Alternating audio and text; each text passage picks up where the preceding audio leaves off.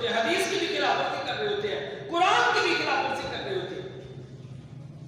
اور کئی مرتبہ یہاں آنے والا ہر کوئی جانتا ہے کہ جب حدیث سے مبارکہ پڑھی جا رہی ہو، قرآن پاک کی تلاوت کی جا رہی ہو، اس وقت واجب ہے کہ ہم خاموشی کے ساتھ بیٹھ جائیں. بتاتے کہ آخر میں 5 منٹ دیے جاتے ہیں، لیکن اس کے باوجود ہم سنتے میں کھڑے ہو جاتے ہیں. ادھر رب کا قرآن پڑھا جا رہا ہے، ادھر ہم سنتوں میں لگے ہوئے. ایک نہیں ہزاروں مرتبہ بتایا گیا ہے کہ اللہ کے بندے آخر میں پریم دیا جاتا ہے، کوشش کیا کریں، کچھ سن لیا کریں.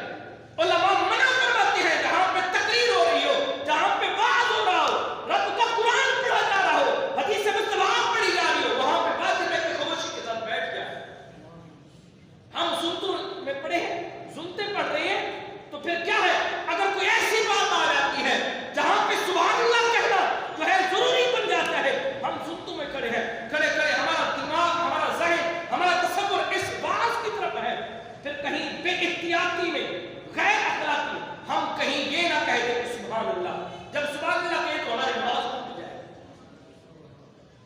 ہر بار یہی کہتے ہیں کہ اللہ کے بندے ٹائم دیا جاتا ہے، یہ مختصر وقت ہوتا ہے، یہ واز کرنے کا مقصد بھی ہوتا ہے، یہی ہوتا ہے شاید اتر جائے تیرے دل میں میری بات. یہی مقصد ہوتا ہے.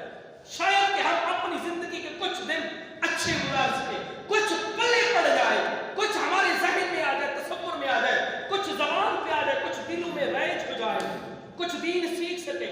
یہ واز کرنے کا مقصد بھی یہی ہوتا ہے اور کوئی مقصد نہیں ہوتا. ہم یہاں اکٹھے ہوتے ہیں 10 20 16 اکٹھے تاکہ جو ہے امام خطیب واز کرے گا، ہم کچھ سن لیں گے، کچھ عمل کر لیں گے. ورنہ یہی بات ہوگی کہ فقیر آئے صدا کر چلے، میاں خوش رہو ہم دعا کر چلے، ہم آئے دعا کرے چل بھی بات ختم ہوگی. نہیں، یہ دعا والی بات نہیں ہے. صرف رب کو یہ تو ہم ایسے آتے ہیں جیسے ہم نے قرض اٹھایا ہوا ہے رب سے، آئے قرض دے کر چلے گئے.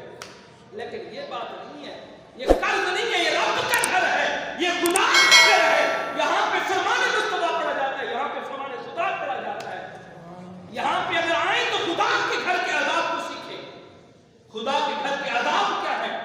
لیکن ہم آتے ہیں، بیٹھے بھی رب کے گھر میں ہوتے ہیں، اسی کے گھر میں بیٹھتے اسی فرمان کے خلاف چل رہے ہوتے ہیں، فرمان رسول کے خلاف چل رہے ہوتے ہیں.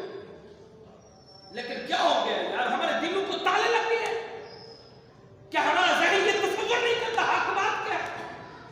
کہ ہم اتنے جو ہے گر جا چکے ہیں کہ ہم فرمان خدا بھی نہیں سنتے، فرمان رسول بھی نہیں سنتے. کیا ہو گیا ہے؟ ہر جمعہ پہ بتایا جاتا ہے یارو آ کے بیٹھ جایا کرو، آخر میں 5 منٹ دیے جاتے ہیں، کچھ سن لیا کرو. لیکن وہ ہمارے کانوں پہ رینگ جھونکتی بھی نہیں ہے، وہ آواز جاتی بھی نہیں ہے، ہمارے دلوں کو وہ آواز دستک نہیں دیتی. کیا ہو گیا؟ ہمارے دلوں کو تالے لگتے ہیں کہ ہمارے دلوں کو زنگ لگ چکا ہے. لیکن اس کی وجہ یہ ہے کہ ہم خدا کے جو ہے فرمان کو سنتے تھے تو عمل نہیں کرتے. ہم نیک بننا صرف دکھانا چاہتے ہیں کہ لوگ دیکھیں بس ہم نیک بن گئے ہیں، یا دکھنا چاہتے ہیں بس لوگ دیکھ لیں کہ ہم نیک ہیں. لیکن عملی قدم کس نے اٹھانا ہے؟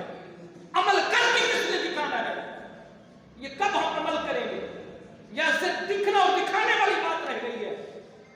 اگر دکھنے اور دکھانے والی بات ہوتی تو مصطفیٰ کے زمانے کے اندر وہی لوگ ہوتے تھے جو پیچھے مصطفیٰ کے نمازیں پڑھتے تھے، لیکن اصل منافق تھے. اگر یہی باتیں ہیں تو بتاؤ پھر ہم یہاں کیا کرنے آتے ہیں؟ یہ رب کا گھر ہے،